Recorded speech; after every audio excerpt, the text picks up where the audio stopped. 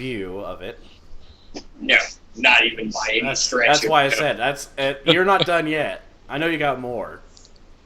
So basically, the game slams itself in the first 20 seconds. Mm-hmm. Like, the first task is to break all of Carl's windows. It's in Carl's window, and you break it, and he's like, "Hey man, what are you doing?" I'm sorry, you gotta do the Carl pose. It's like, "Hey, what are you doing?"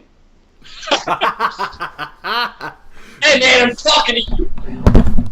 "Hey man, I'm talking to you." "I'm talking to you "Hey, too." Fry man. So anyway, yeah, it's like, don't turn away, man. I'm talking to you. What are you doing? And like, you just break all his windows. And then you're gonna go drive to the golf course, and you steal Carl's car. He's like, what the hell are you doing in my car? I was like, we're driving into the golf course. And no, you're not. Yeah, he is. You're gonna need the keys. No, we don't. And they just drive off. Run over Carl. Oh man, shit. So you're greeted at the golf course, right? With the three of them crashing Carl's car and flying out onto the links. Mm-hmm. Where Shake takes Meatwad's eyeball and fucking just across the game, right? Now is when the gameplay starts. After the tutorial level. So you got the golf club and you got the ball. Mm-hmm. What do you think you're gonna do with it? Frylock even slams the fucking show in the first half. He's like, "Go ahead, hit another ball. That's all that happens. The whole game."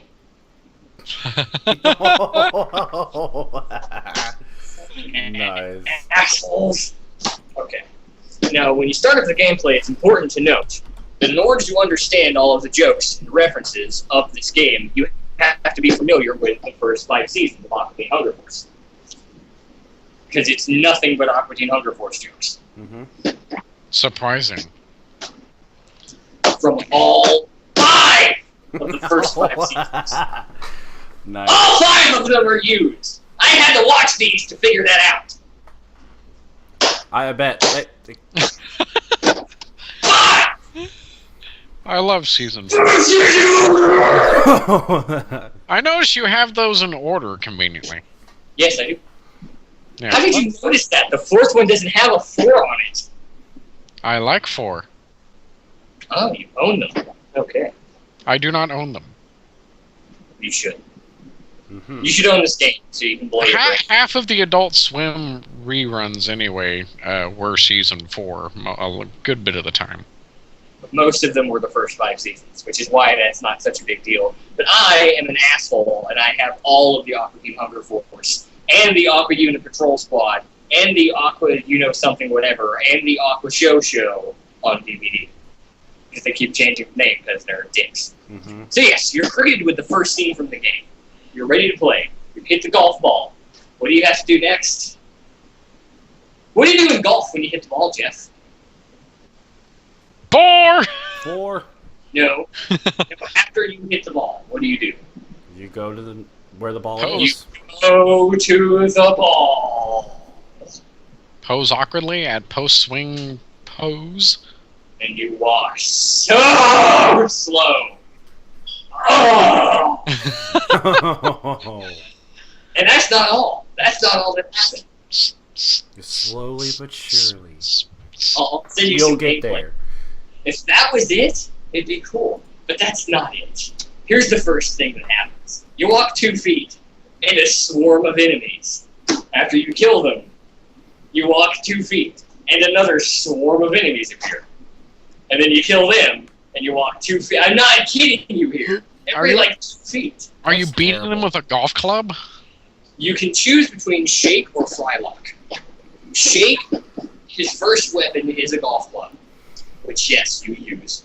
The second weapon is a sword, which you can eventually use in place of one of the golf clubs, I might add, which is a nice touch to the game. And it works as a golf club.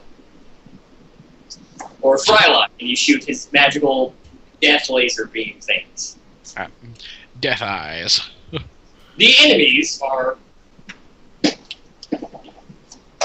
the crabs from Carl's Enlarged Junk Season 2, the trees from Season 1 Leprechaun episodes, the brownies from the brownie cloning experiment in Season 3. Then you have bosses, who are Carl, the Moonanites, MCP Pants in spider form. Oh, damn. You have to race the Frat Brothers 3 times, and the race is in a broken down golf club versus a crashed, drunk spaceship. It's the most frustrating asshole game.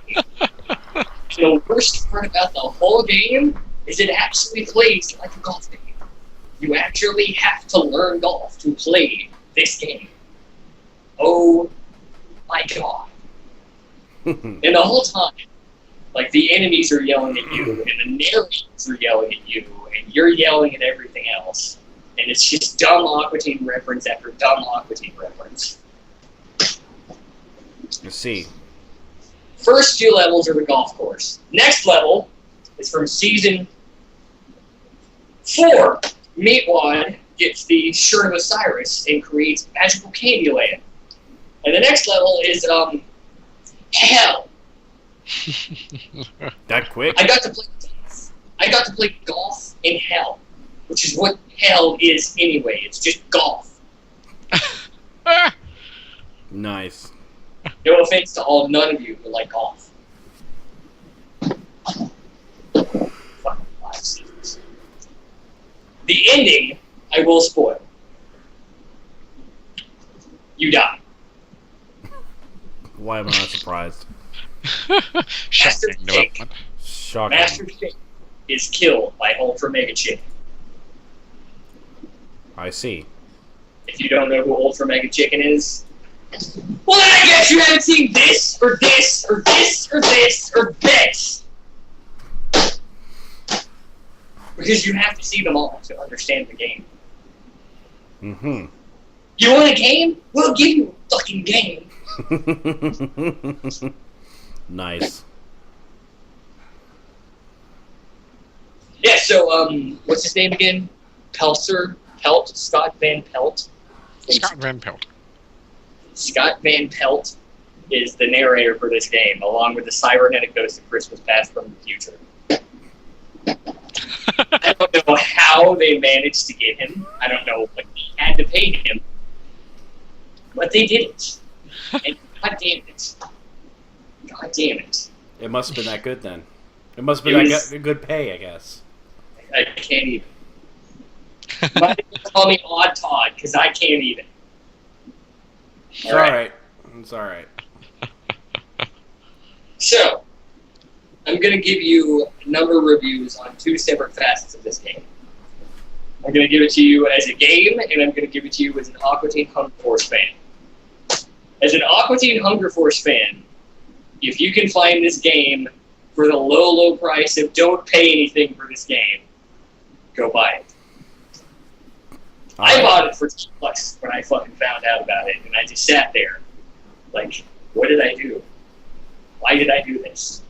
What's going wrong in my life? Mm-hmm. How many bad decisions have I made? What was it all for? What was it all for? What was it all for? What was it all for? Okay. If you're super big into Aqua Teen Hunger Force and you've got like Mondo time to kill and feel like dealing with the bullshit of this game, I'd say it's about 9 out of 10. Because I got some good references. There's just not enough Carl to go around. From a gamer standpoint, if you have money to buy this game and you consider buying this game, you should instead consider investing in the coffin I'm going to put you in. Because this is a terrible game.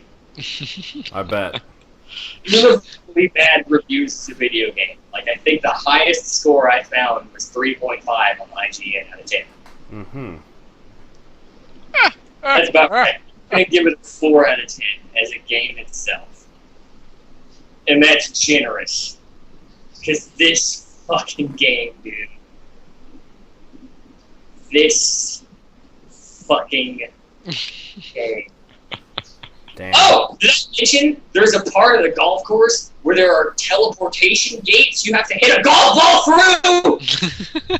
Damn. Like, yes, which one to hit it through? Wow. Oh, and you can die! This is the only golf game in history you can die! Wow. You get killed. And guess what happens if you get killed? You gotta start the whole course all over again. Couldn't you die in Mario Golf? I don't play anything that involves Mario not being Mario anymore. No. I'll answer No. that question for you. No. Just like, no. You can't. I've tried. Because if you play Mario Golf, you're going to want to try and kill yourself. Probably. Just kind of like playing Luigi's Mansion. I'm going to leave YouTube with this one.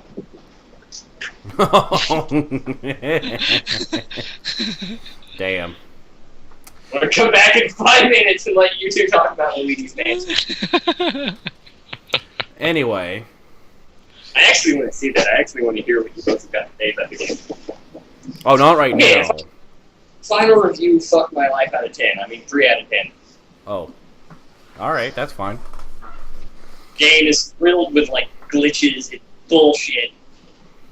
You can cheat in this game, though. If you walk around for 20 hours to find, you can get a Meatwad cheat and a Frylog cheat. Meatwad cheat, Meatwad gets on the golf ball and you can hit Meatwad, a very attractive aspect of each level. You can hit Meatwad and then he guides the ball where you want it to. So if you're like, you hit it too far, you can just like, whoop! And then Frylog makes the ball go farther than it usually does. Okay. Now for my value as a gamer. A game's not a game unless I can collect shit. In this game, you can collect episodes of the series. You can get 4 of them. You can collect cameo clips from a bunch of different actors and shit. You can collect 12 pieces of the Brood Witch. Justin knows what the Brood Witch is. Now, if 12 you pieces. if you manage to collect all 12 pieces, you unlock a special clip that only aired in the game until they release it on a bonus DVD with the next season. Thanks, guys! Of the Brood Witch versus Angel Witch fighting scene. It's epic. I bet. Yeah. So final review. What's 8? What's 8? Let's go 8 out of 20 is the final review. A 94.1 out of 100? 94.1 barrels of shit in my face out of 100. Okay.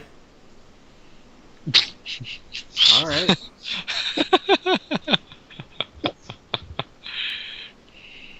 Justin, you are next. Nitro Kart. Well, that's all for the podcast. Thanks, it's been fun. Do you have any last words before we... Oh, no. Who is... okay, I'll ask you too. Are you fans of Crash Bandicoot in general? I am. I love Crash Bandicoot, but I hate all the spin-offs. Hang on, I'm going to unplug you so I can hear you, but I got to grab some water. Well, it did get a little excessive with some of those spin-offs. I was never really a big fan after the first couple, and then I played Nitro Kart for the GameCube because I got it for Christmas instead of an Xbox. I ended up enjoying it, and then I realized once I got good at it how frustrating it was, because it gets to a point where if you win first place a lot, the AI will start making all the random boxes that you drive through rockets for the other players that automatically seek out first place and bomb you. Mm-hmm. That sounds like the most asshole thing ever. It pretty much does, doesn't it? It is. My brother would get on a streak, and all I would do is find a rocket box, fire it. Find a rocket box, fire it. Because, of course, you're running through the course, and there'll be a row of 3 or 4 question boxes floating in the air, and it can be anything from a speed boost to a guided missile to a missile that you control to pick out a driver of your choice. Wait, question boxes. This sounds dangerously familiar to a really good game I play a lot. Huh. Well, it's literally floating boxes with a question. Okay. Which one? Hang on. I did not see that picture. Super Mario All-Stars. Oh, yeah. Good guess. Good idea. Right. That is a very good game. Question boxes. Yeah. Hmm. Hmm. Hmm. Hmm.